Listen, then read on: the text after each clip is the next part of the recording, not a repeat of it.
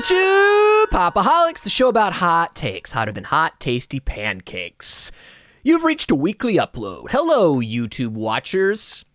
Audio listeners, you can't see what I'm doing. And Christian, don't do that to them. My God. Hello. I haven't introduced you. And hello, audio listeners. YouTube watchers, they can't hear this. That's how it works, right?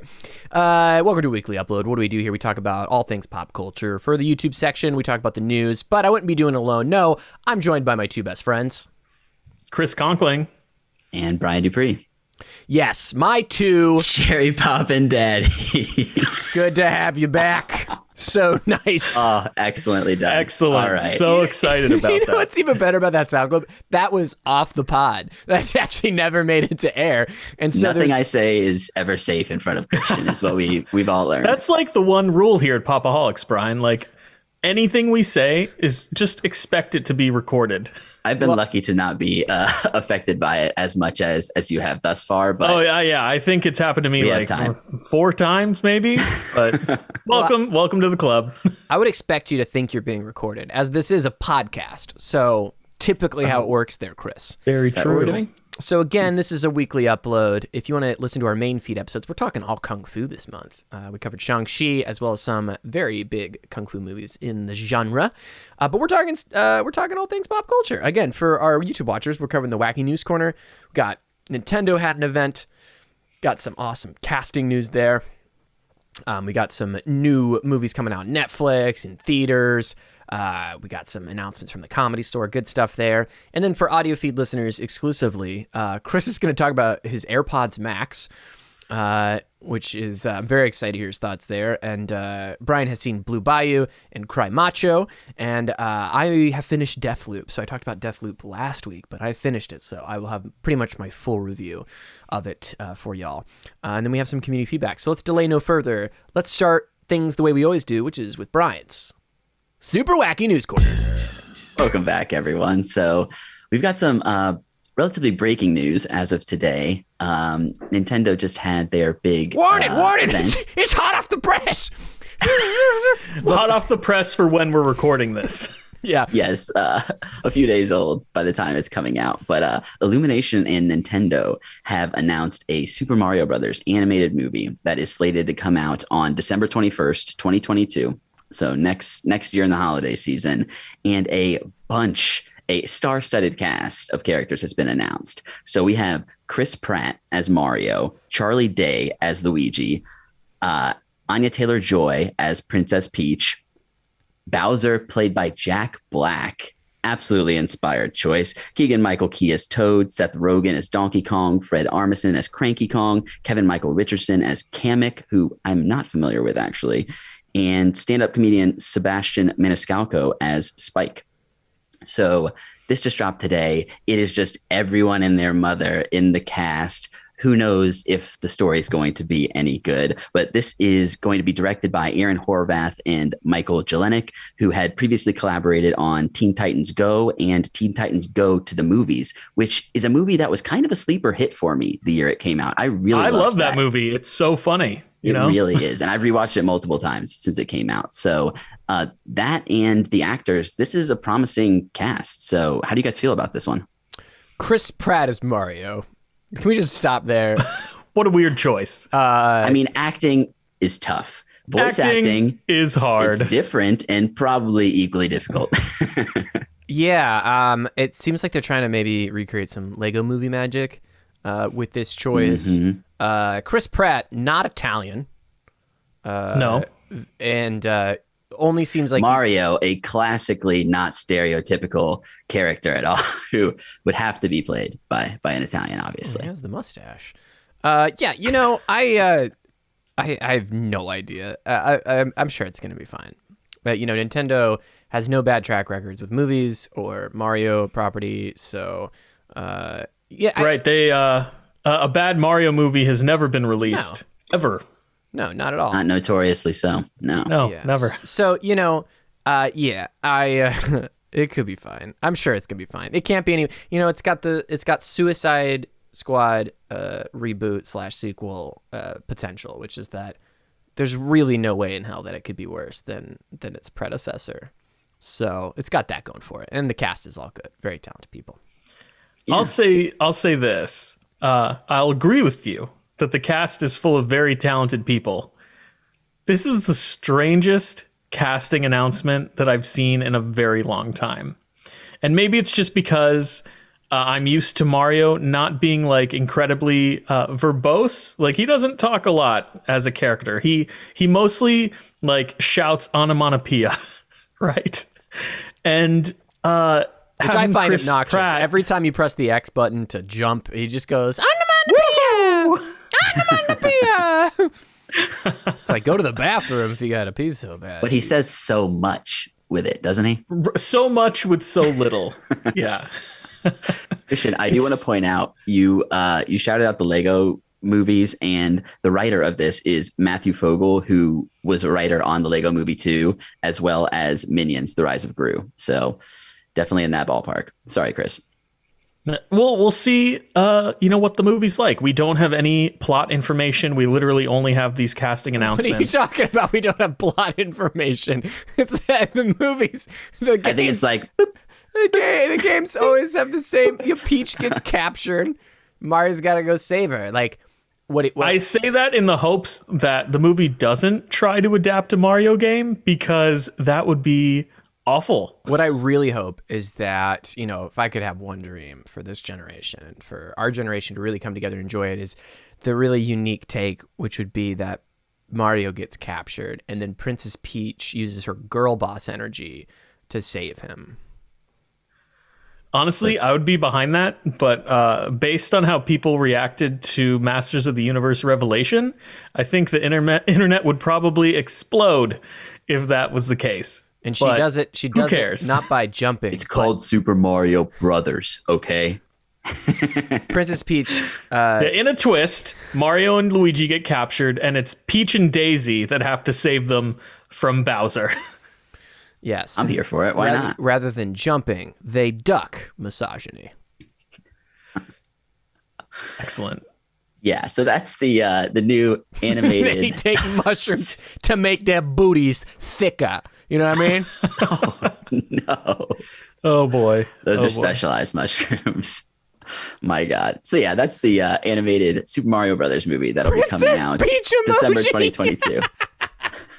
Peach emoji. Okay. Yeah. Peach emoji. Wow. It writes itself. It really does. How have they not already made this movie? So, moving on to some other casting news.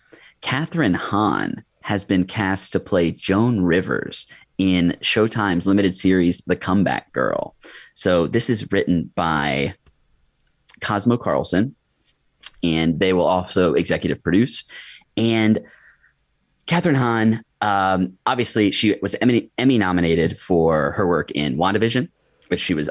We really loved her, and I think she did a great job in that. Very over the top, and just seeing her and Joan Rivers in photos next to each other, I wouldn't have necessarily thought of her, but I think she's going to do an amazing job. And with her comedic chops, it seems like it could be a really stellar role, and maybe like a breakout Kathryn Hahn starring role as well. So I'm kind of very interested in this. I never was a huge Joan Rivers fan or had seen any of her stand up really, but this is kind of piquing my interest. Were you fans of, I know we're fans of Kathryn Hahn. I mean, I know of Joan Rivers and I've seen Joan Rivers in things, but I'm not a huge follower of Joan Rivers' work. But I think Kathryn Hahn is a great pick to play Joan Rivers in this. It's not a biopic, it's a series. But like you said, Brian, they don't necessarily look alike, but I think Kathryn Hahn is going to bring the same type of Joan Rivers energy to the character. I feel like she's very capable of delivering that same type of energy that Joan Rivers had when she was alive, And as you mentioned, WandaVision was kind of the introductory breakout role for most people for Kathryn Hahn.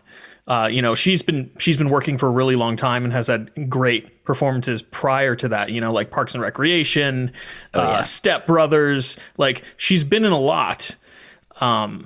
But I think a lot of people were introduced to her as Agatha in WandaVision. So I think this is definitely, like you said, going to take it a step further and really allow her to kind of stretch those acting muscles and show us what she can do and how she can embody somebody that she doesn't necessarily look exactly like. So I'm very excited for this project.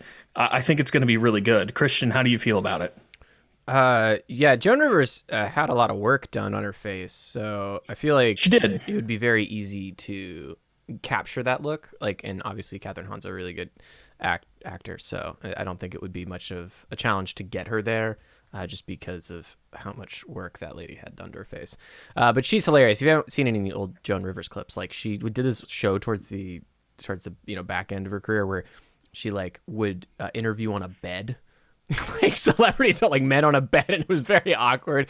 But she was just this kind of like sassy and also a little raunchier, especially for her generation, right?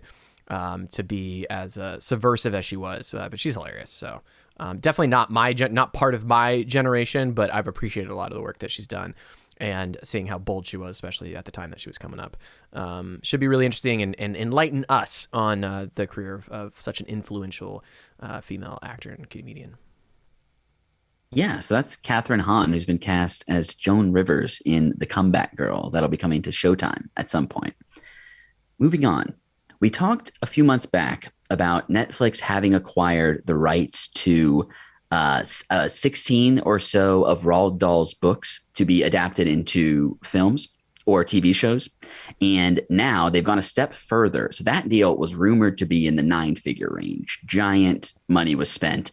And now a presumably even bigger deal for the entire Roald Dahl story company has been bought by Netflix.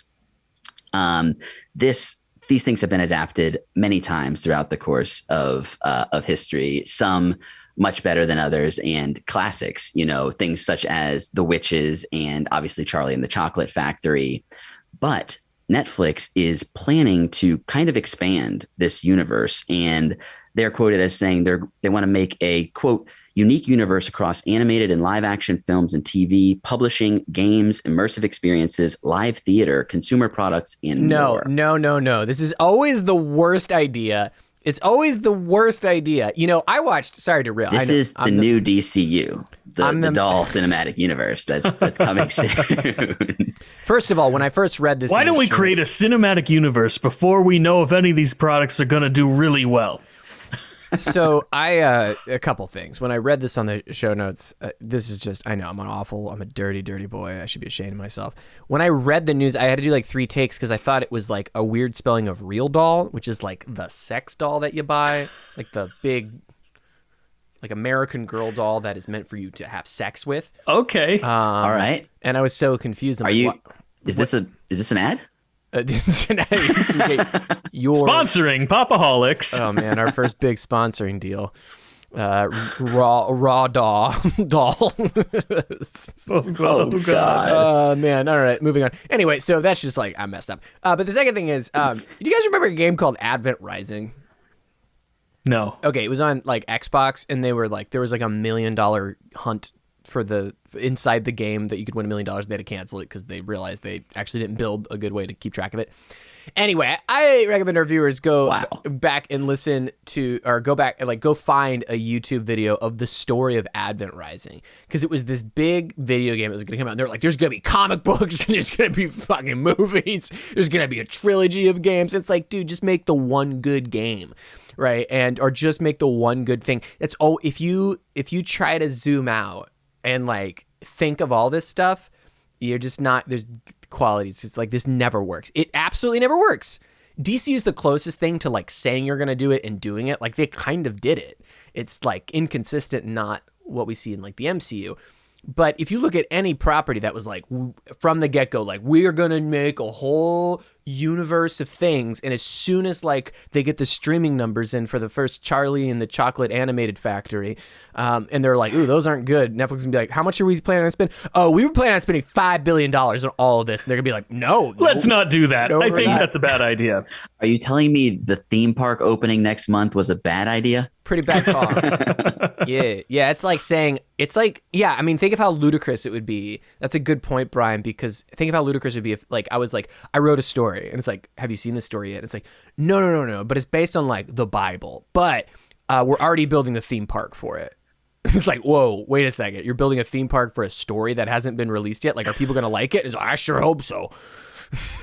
So, I mean, to the credit of Netflix, Roald Dahl is well-established territory and stuff that has perpetuated over many decades. So, in just terms like of the IP, they have good stuff like there, right? What if It's got a solid foundation. Like, it's not super risky. But and the Wolfman. We have to say that Mummy. Roald Dahl is definitely a troubled character, not a totally kosher character these days. Has said a lot of problematic things. Said a lot of problematic things throughout the course of his life. So yeah, like that should be noted. I built this plastic thing that looks like a woman. You should have sex with it. We're back here. He's just not giving it up.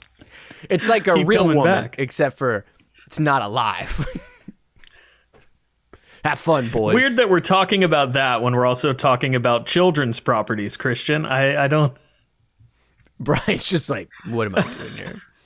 I don't know how to land this one, but yeah. I agree with Christian that not about the sex dolls, but about the fact that I think studios shouldn't put all of their eggs in one basket before any type of product is released. You know, like you said, Brian, Roald Dahl's stories have a solid foundation. They've been around forever, but look what happened to the Dark Universe at Universal, you know, like a dark universe it was indeed. Oh, The Mummy was snubbed, Chris. Don't you hate on that Tom Cruise classic. How dare I? I'm sorry.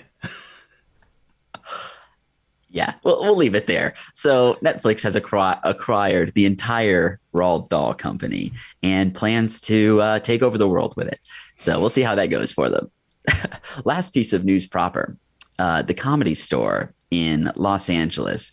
I am not the stand-up aficionado of the podcast, but this would seem like some pretty interesting news. So on October 13th, they are launching a record label called on launch label night.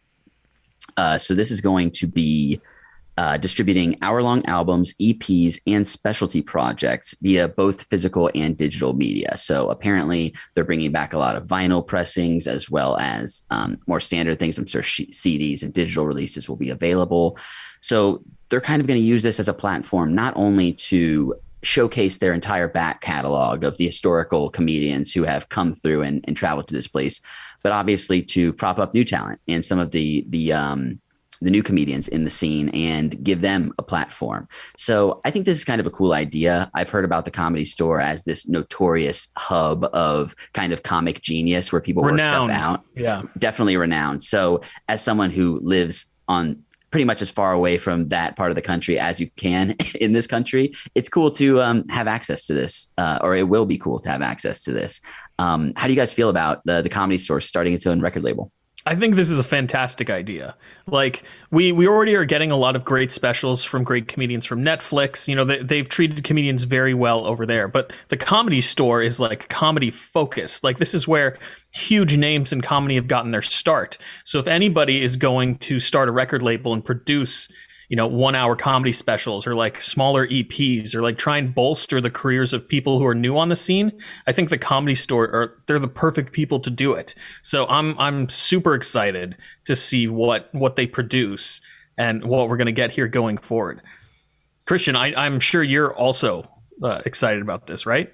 Yeah, I mean, they're one of the few entities that could actually do this because I own a record label. And so it's not hard to like have that because distribution's pretty easy when it comes to digital content and even manufacturing like physical media. It's not insanely cost prohibitive. It is cost prohibitive to make money as a label because it's so easy just to do it as a sole proprietor or LLC or something. So, you know, it's the prestige that they're going to really be able to bring to the table. That back catalog, like you were saying, Brian, it's an interesting experiment. It is going to be interesting to see if it can thrive. It's definitely going to have to be just like a multimedia conglomerate, similar to like what Dry Bar Comedy does, where they're mainly known for like their video content and they highlight newer talent and artists. So if they can get that media machine going and that labeling correct, I think that's where they're going to find a bunch of success, and they're going to tap into like the vinyl revolution that has happened, and the collectors things. Like if they can do that right, it'll be successful, and then it could be a very good platform. The issue is your classic record deal stuff, which is they get some new talent.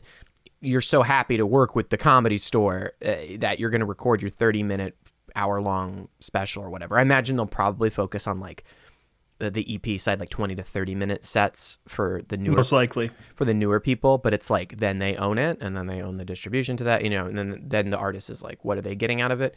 But as long as the deal is mutual and they make smart moves and they just keep the content rolling, and that's the game right now. So yeah, it's definitely really cool. I'm excited for re-releases of vintage stuff. It's funny though, because when I think about it, I'm like, oh, who were the great comedians of old? Can't wait to hear from those legends. We've got okay, wait a second. We've got, we got Eddie Murphy's old. Well, probably can't play the Eddie Murphy stuff. Oh, we've got, just pick your old comedian. So it'll be interesting. Louis C.K. Not as old as we're going back. But. Yeah, we got Daniel Todd, fresh out of UCF, right? Can't play any of this stuff. What the fuck? It's like, oh, what about a clean comedian? Well, Bill Cosby was kind of clean. No, he wasn't. So that's gonna be like the vintage stuff where that runs into issues. But if anybody can own a comedy record label, it's probably and has the best bet. It's probably the Comedy Store. Yeah, definitely seems like the spot for it. By the way, Pop-O-Holics is a production of Overrated Records, just so you know. Hey, solid shout out. Yeah. So moving into some stuff that's coming out this week on the TV front, this Thursday on Apple TV Plus, Jon Stewart is going to be back on quote unquote television with The Problem with Jon Stewart. So this is where Jon Stewart takes a deep dive into important topics in the United States and tries to separate himself from John Oliver. I think that was the end of the the bit there. I also appreciate that the title of the show is The Problem with Jon Stewart. He even points that out in one of the ads for it, that there should be like a comma there. Yeah, right. So great writing. This is going to premiere every other week on Thursdays on Apple TV Plus, and is going to focus largely on one topic. So pretty much similar to the main portion of the John Oliver show, which obviously has been a ridiculous success that's on HBO, and has won like all the Emmys, and again just won a handful of Emmys this past weekend. But I used to watch Jon Stewart relatively regularly in college, and I'm kind of interested to see where this goes. I'm really not into this sort of content as much anymore. I feel like even when it's informative, it can be cynical in a way that I don't appreciate. Brian, is because it got to... Jon Stewart was always liberal leaning, but he was super bipartisan in his evisceration of Obama and Bush, and like he didn't he talked crap about everybody, right? And now we're in this. Everybody took the form. You're shaking your head, but if you watch old Jon Stewart, like he would make fun of Obama all the time, and he would make fun of and he'd make fun of Democratic senators and stuff. And obviously, let's be honest, especially if you're into like, I don't know, if you're more liberal thinking, obviously there seems to be a lot more clowning around maybe going on the one side, some more ridiculous shit, but there's also ridiculous shit happening everywhere. And I feel like Jon Stewart was awesome at pointing all that out. And if you haven't seen Irresistible, which is Jon Stewart's latest film, which is, I believe, on HBO Max now, you definitely need to check it out. It's great. It's a political story, and it's got that same kind of spirit where it's just talking about an overall problem with American political conversations, and it's really poignant. And yes, obviously, it's made by a liberal-leaning, like, New York Jew that was an entertainer. Like, it's just kind of like that's in his spirit. But at the same time, I think it's super honest, and I've kind of been missing that because I'll watch John Oliver, and it's not to say he's wrong about a lot of stuff he says. Like, I like John Oliver, but he barely ever takes anybody on the left side to task. He really doesn't take that many punches at them, and it can feel kind of gross sometimes, and it can feel divisive. Jon Stewart, like, you talk to a lot of people that are like either Bernie Sanders leaning, Trump leaning, the kind of outcast populist people in this country. A lot of them love Jon Stewart, which is crazy to think about. There's a lot of Trump Republicans that love Jon Stewart, which is like in you're like, what? That doesn't make any sense, but it's so true. Like it's crazy to think about that. And that's why I'm so happy he's coming back, because he's a voice that's been missing, I think. And I really do appreciate it. Not that he's God or, he's the all saying or anything like that. I just think that he might have started a problem inadvertently. Like he was the people that took his formula, and even because God, I could go on a tangent all about this, but if you even look at like modern media and like Fox News and stuff, a lot of them are trying to be the Jon Stewart of the conservative voices. Like a lot of people are trying to do that for a particular political leaning, and to me, Jon Stewart was never that. It was always about how ridiculous is all this bullshit going on. Anyway, and I think that's ultimately part of the limitation of that style. I don't think real political change really happens in 30-second bits that, even if they're commenting on something that's true and should be commented on, they're just as kind of prepackaged and without nuance as a lot of the stuff on mainstream news, especially in their modern forms. But this sort of show definitely allows to go deeper dives onto topics. And I do want to shout out the head writer of the show is Chelsea Devantez. So that's coming to Apple TV Plus this Thursday. I also have to do a full disclosure. I do work for Apple, but I do not work for the TV division. I'll have to make that disclosure again very soon, but just so I'm getting it out there. I was talking more about Jon Stewart, the man, more than this upcoming show on Apple TV Plus. For that, I have no opinion. So moving on to some other TV that's coming out this week. This Thursday on HBO Max, we've got a new animated show called 10-Year-Old Tom. So this is created by Steve Dildarian, who is known for his previous show, The Life and Times of Tim. And the summary of the show is a youngster puts up with the bad influences in his life, including litigious parents, drug dealing, bus drivers, and inappropriate band teachers. So this is a story from a 10-year-old's perspective that is clearly coming from an adult's perspective. It's an adult show about being a kid and dealing with the craziness of life. I never saw this guy's original show. It looks kind of a little bit conceptually similar to this, but the trailer for this looked pretty funny. And it might be something that I'll be checking out this Thursday on HBO Max. That's 10-Year-Old Tom. Moving into some movies this week. There's a ton of stuff this week coming out, and I apologize we won't be able to get to it all today. But one of the main things that I am excited for, probably the most out of everyone on this podcast, but Venom. I'm excited. I'm excited for it. I'm excited. I'm excited, dude. I didn't nail it, but yeah, Venom: Let There Be Carnage will be coming to theaters this Friday on the 1st. So this is the sequel to the first movie, just titled Venom, and this one is going to be directed by Andy Serkis from a screenplay by Kelly Marcel, and stars Tom Hardy as Eddie Brock / Venom, as well as Michelle Williams, Naomi Harris, Reed Scott, Stephen Graham, and Woody Harrelson as Carnage. The plot of this: Eddie Brock tries to reignite his career in journalism by interviewing serial killer Cletus Cassidy, played by Harrelson, who becomes the host of the alien symbiote spawn of Venom named Carnage. This movie just looks absolutely insane. And I feel like depending on how you feel about the first movie is largely going to be how you feel about this one. But I think it's leaning into the kind of just totally out there, off the wall sort of comedy that was in the first movie, and delving into some interesting relationship dynamics between Tom Hardy's Eddie Brock and Venom, and Woody Harrelson. He's an easy sell for me in anything. So bringing him into the cast, I feel like this is going to be very much up my alley. So Venom: Let There Be Carnage is coming this Friday. I'm even more hyped for the new Eminem single, Carnage. Carnage, look at that Carnage. Look, there's a big red bunny. Gonna make so much money, profit margins. Not bad. Pretty good. Thank you. So something that's also coming out this Friday to theaters and HBO Max is the Sopranos prequel movie called The Many Saints of Newark. Tenors. So, God damn it. I hate myself so much. You guys didn't even get that joke. The prequel. I may have just missed it. The prequel to The Sopranos, The Altos. Oh boy. Yikes. Wah, wah. So yeah, The Many Saints of Newark is directed by Alan Taylor and written by David Chase and Lawrence Connor as a prequel to Chase's HBO series, The Sopranos, which kind of was one, along with things like The Wire, the things that have made television what they are today in terms of prestige and long form narrative storytelling. So this one is very hyped. One of the main things that is crazy about it too, Michael Gandolfini is playing his father's character, previously played by James Gandolfini, who has passed, Anthony Tony Soprano.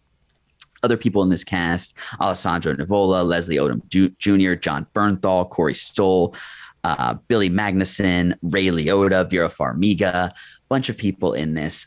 I don't really know how to feel about this movie exactly. I tried watching the first episode of The Sopranos this year, and I could see what people liked about it. I could tell that it was good, but it's so daunting, the amount that's out there. I'm just not in the place right now. I'm watching way too many movies, I think, is the problem ultimately. So I might watch this having not seen The Sopranos, but if you love The Sopranos, I'm sure this is going to be worthwhile watching. That's The Many Saints of Newark. That'll be in theaters and HBO Max this Friday. Finally, moving on to Netflix, we've got their new movie, The Guilty. So this follows a troubled police detective demoted to 911 operator who scrambles to save a distracted caller during a harrowing day of revelations and reckonings. So this is the latest movie directed and produced by Antoine Fuqua and written by Nick Pizzolatto, who is the creator of the True Detective series, which I am a pretty huge fan of and makes this a nearly immediate want to watch for me. It's a remake of a Danish film of the same name from 2018 and stars Jake Gyllenhaal, Ethan Hawke, Riley Keough, Christina Vidal, and many others.